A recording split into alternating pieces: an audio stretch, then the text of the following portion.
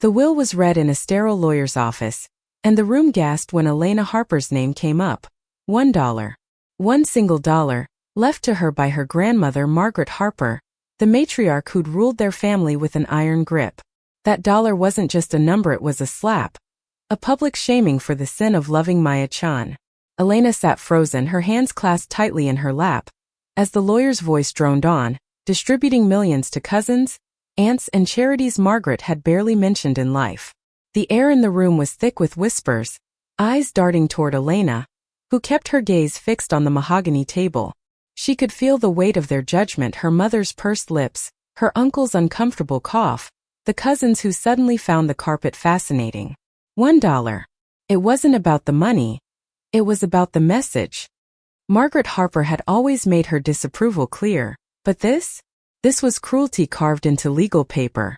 Maya, sitting beside her, reached for her hand under the table, her grip fierce and unyielding.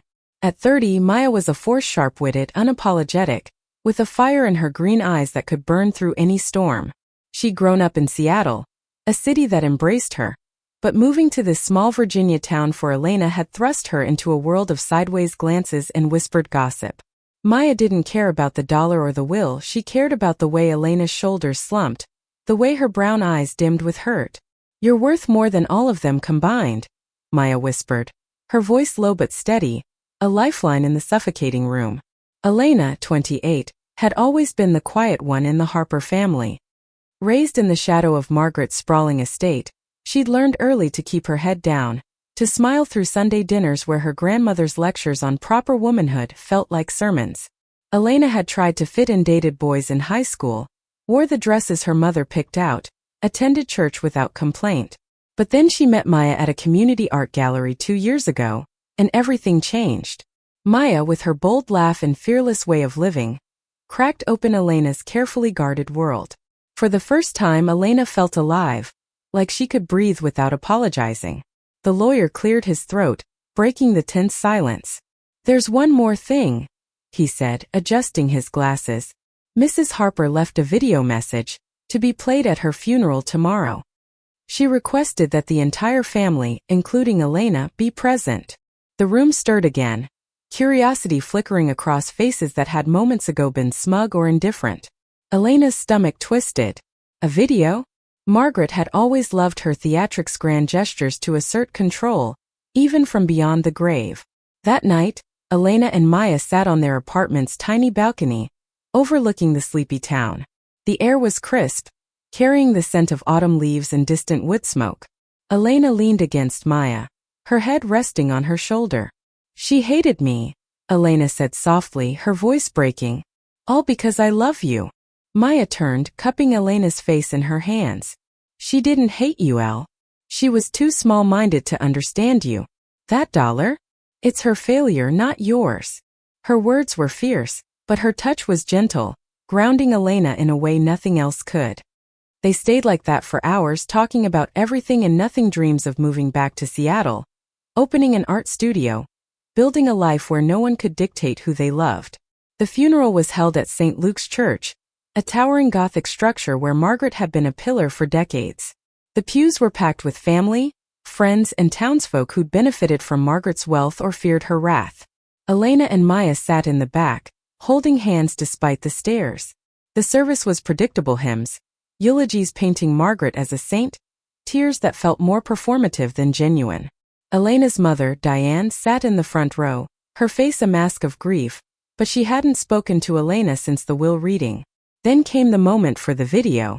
The lights dimmed, and a screen lowered at the front of the church. Margaret's face appeared, larger than life, her silver hair immaculate, her piercing blue eyes staring out as if she could still command the room. The crowd fell silent, and Elena's heart pounded. She squeezed Maya's hand, bracing herself. "My dear family," Margaret's voice began, crisp and authoritative. "If you're watching this, I'm gone, but my legacy remains. I've spent my life building something enduring, something to be proud of. And yet, some of you have chosen paths that defy everything I stood for." Her gaze seemed to lock onto Elena, even through the screen, and the room felt colder. "Elena, my granddaughter, you've disappointed me most of all. Your choices, your lifestyle are a betrayal of our family's values." The words hit like a punch and Elena's breath caught. Maya's grip tightened, her jaw clenched, but she stayed silent, her presence a shield. Margaret's voice continued, listing Elena's failures, with surgical precision: her refusal to marry, her unnatural relationship, her rejection of the life Margaret had planned. The room was a sea of averted eyes, some nodding in agreement, others squirming in discomfort. But then Margaret's tone shifted, softer, almost hesitant. Still, I am not without mercy. Elena, I've left you $1 to remind you of the cost of your choices. But there's something else, a condition. If you renounce this path, leave that woman and return to the family's values, my estate will reconsider your inheritance. The choice is yours. The screen went black and the church was silent, the weight of Margaret's words hanging heavy. Elena felt every eye on her, waiting for her to break, to bend, to beg for forgiveness. Her mother turned, her expression a mix of hope and expectation, as if Elena might stand up and declare she'd change. But Elena didn't move. She didn't speak. She just held Maya's hand, her anchor in the storm. As the congregation filed out, whispers buzzing like flies, Maya leaned in close. You don't need her money, Elle. You never did. You've got me, and that's enough. Elena nodded, but her eyes were distant, haunted by the weight of her grandmother's final judgment. The dollar wasn't the wound, it was the condition, the idea that her love for Maya could be traded for cash. That night, Elena couldn't sleep. She sat at their kitchen table, a single dollar bill in front of her, its edges crisp and mocking. Maya found her there at 2 a.m., staring at it like it held answers. What are you thinking? Maya asked, pulling a chair close. I'm thinking about how she thought she could buy me, Elena said, her voice raw. Like my love for you is something I could just give up. Like it's not the truest thing I've ever known. Maya reached for her, pulling her into a hug. She was wrong about you. About us. And tomorrow we're going to figure out what comes next together. Elena nodded, tears spilling over. The dollar sat on the table, a symbol of rejection, but also of defiance. She wouldn't let it define her. Not now, not ever. The days after the funeral were a blur of whispers and cold shoulders. Elena's phone buzzed with messages from relatives, some urging her to reconsider Margaret's condition, others offering pity that felt more like condescension. Her mother, Diane, sent a single text. We need to talk. Come to the house. Elena stared at it for hours, her thumb hovering over the reply button, but she couldn't bring herself to respond. The Harper family home, a sprawling colonial mansion on the outskirts of town, felt like a museum of her failures, every room echoing with Margaret's rules. Maya, ever the pragmatist, pushed Elena to focus on their future. We don't need them, she said one morning over coffee, her green eyes flashing with determination. We've got our jobs, our apartment, our plans. Let's get out of this town, else Seattle's waiting. Elena wanted to believe her, but the weight of her family's rejection clung to her like damp clothes. She'd always been the peacemaker, the one who smoothed over conflicts at holiday dinners. Now she was the outcast, and the isolation gnawed at her. Work offered some distraction. Elena taught art at the local community center, her classes filled with kids who painted with reckless joy.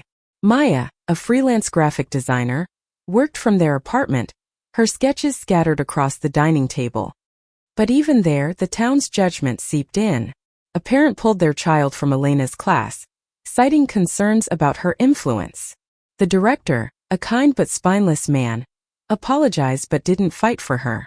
Maya was furious, ready to storm the center and demand answers, but Elena just shook her head.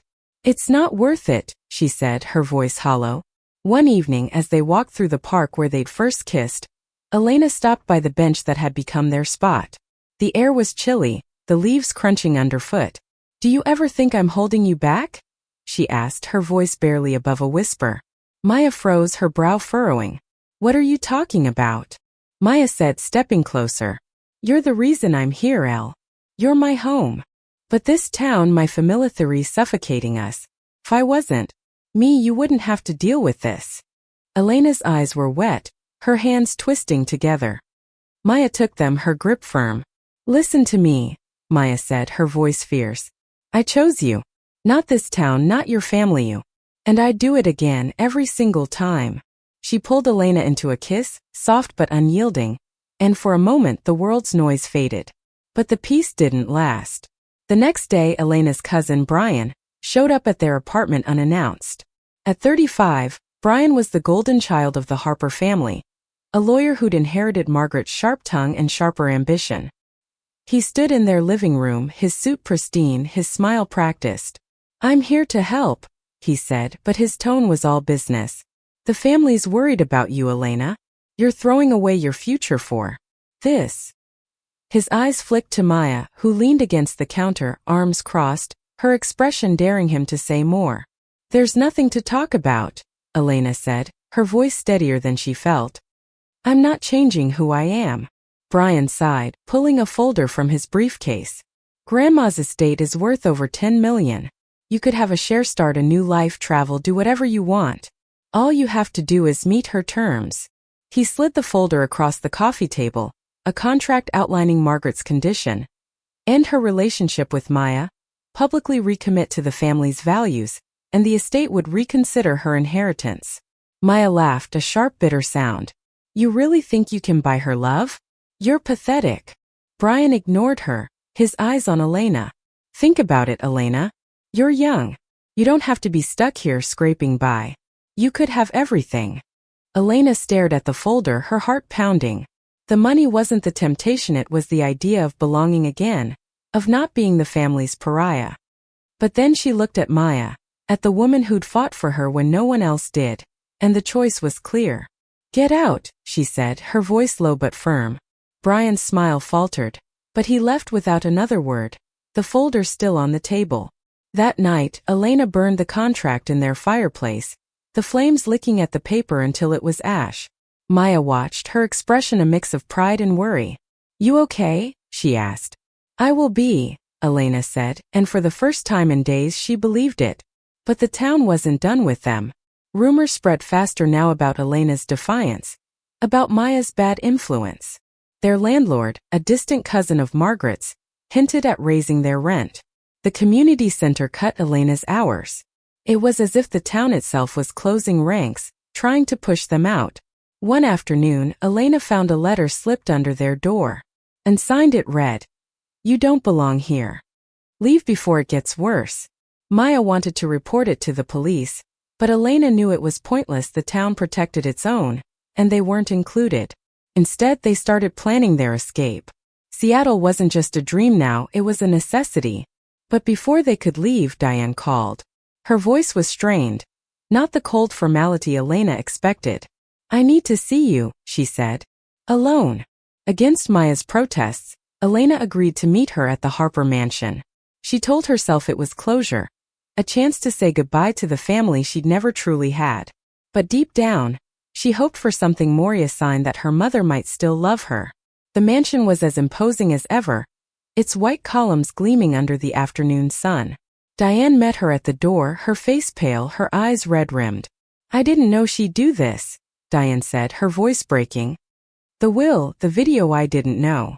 For the first time, Elena saw her mother not as Margaret's enforcer, but as a woman trapped by the same expectations that had tried to break her. They talked for hours, Diane confessing her regrets, her fear of losing Elena forever. "I don't understand your life," she admitted, "but I don't want to lose you."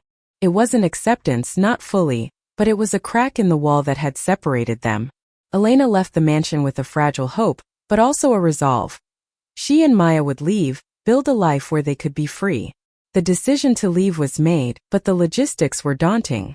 Elena and Maya spent late nights hunched over their laptop, researching apartments in Seattle, calculating costs, and applying for jobs. Elena's art classes were down to one a week now, and Maya's freelance gigs were steady but not enough to cover a cross-country move.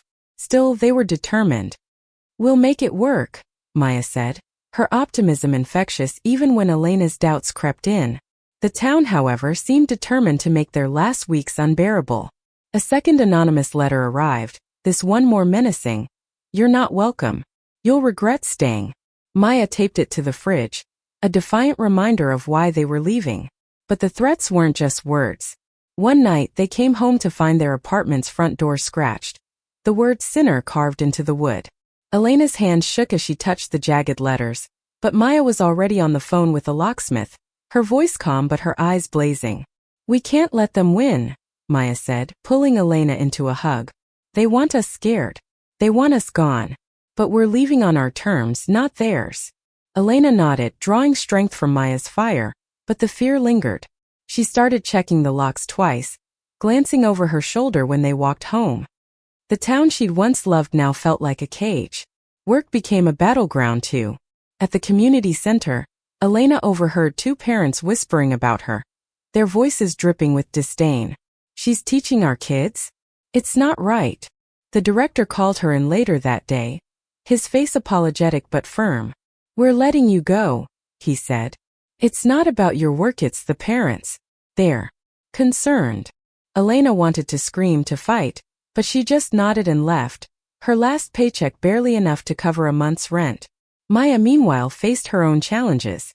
A local client canceled a major project, citing creative differences, but the timing was too convenient. "They're punishing us," Maya said, slamming her laptop shut. "This whole town is Margaret's ghost, haunting us." Elena couldn't disagree. It felt like her grandmother's will had unleashed something, giving the town permission to tighten the noose. But there were glimmers of hope. A former student, a shy 16-year-old named Lily, slipped Elena a note after her final class. "Thank you for being you," it read. "I'm like you and seeing you with Maya gives me hope." Elena clutched the note, tears stinging her eyes. She showed it to Maya, who grinned. "See? We're not just fighting for us. We're showing kids like Lily they can be themselves." That note became their anchor, a reminder that their love wasn't just persona lit, was a beacon for others. They started packing, sorting through clothes and books, deciding what to take and what to leave behind. The dollar bill from Margaret's will stayed on the kitchen table, a strange talisman. Elena couldn't bring herself to throw it away, not yet. One evening as they sorted through old photos, Elena's phone rang. It was Diane again, her voice urgent. "I found something in your grandmother's study," she said. "Papers, letters, things about you. You need to see this." Curiosity outweighed Elena's hesitation, and she agreed to meet Diane at the mansion the next day, this time with Maya. "No more going alone," Maya said firmly, and Elena didn't argue. The Harper mansion was quieter now, the post-funeral bustle gone. Diane led them to Margaret's study, a room lined with bookshelves and heavy furniture, every inch screaming wealth and control. On the desk lay a stack of letters, yellowed with age, and a leather-bound journal. Diane's hands trembled as she handed Elena the journal. "I didn't know," she said again, her voice barely audible. Elena opened it, her heart racing.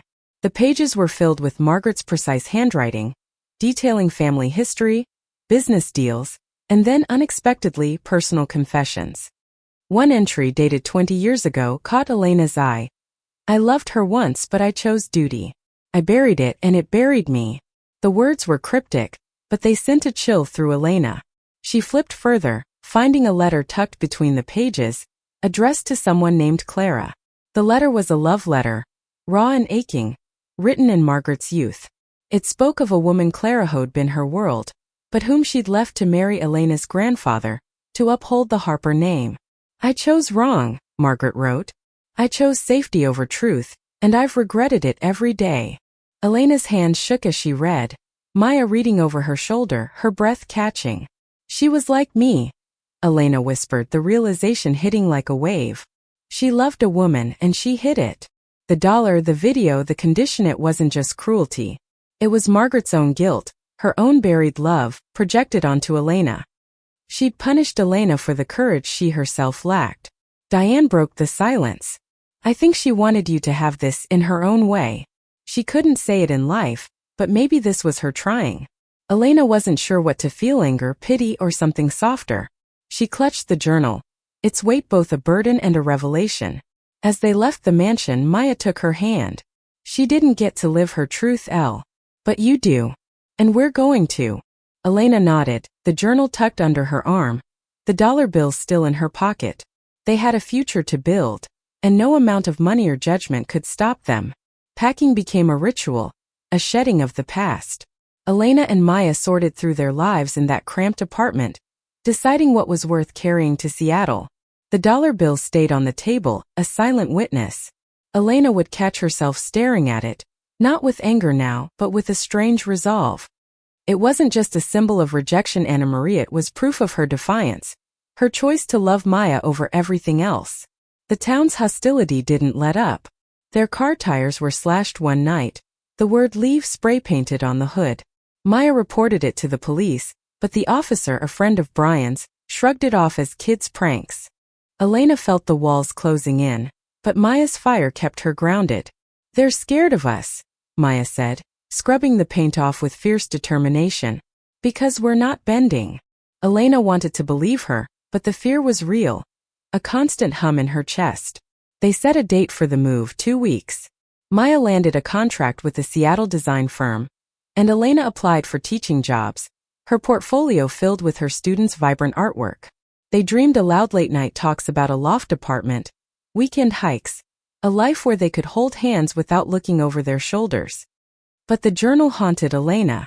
She read it obsessively, piecing together Margaret's hidden life. Clara had been a painter, free-spirited, everything Margaret wasn't.